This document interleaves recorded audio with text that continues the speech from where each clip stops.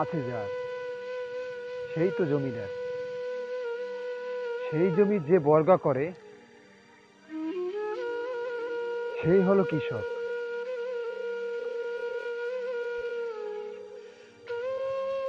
সার, ঔষধ, তারপর বন মারা ওষুধ,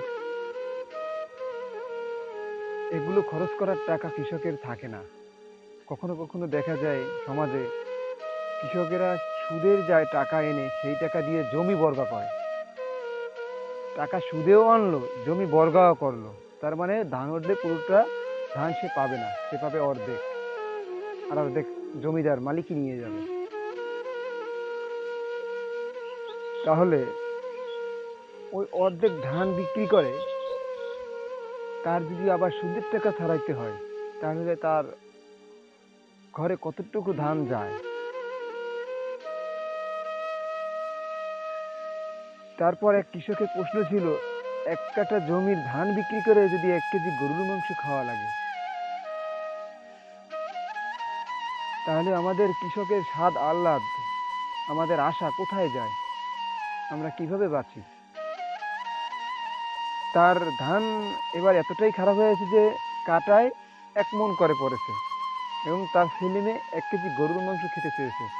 যে ফ্যামিলি টোটাল মিলিয়ে 1 কেজি গরুর মাংস তার ফ্যামিলিতে লাগে।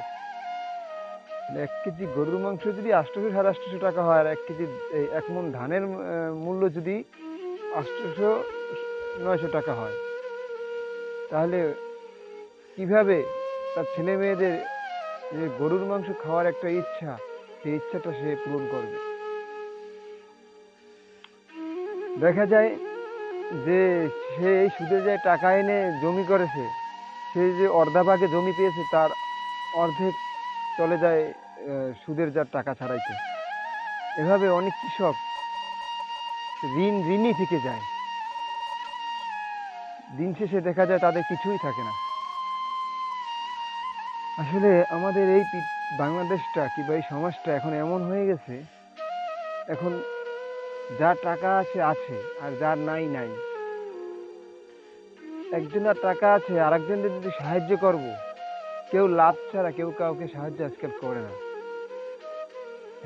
সেই ছোটকালে দেখতাম আগে মানুষ মানুষের বিপদে সমাজে একজন আরেকজনের বিপদে পাশে থাকতো, কিন্তু এখন আর সেই দিনটা নাই। এখন যার যারটা নিয়ে ভাবে। তো আমরা একটু সবাই সবার দিক থেকে মানবিক হই। আমরা মানুষের পাশে দাঁড়াই।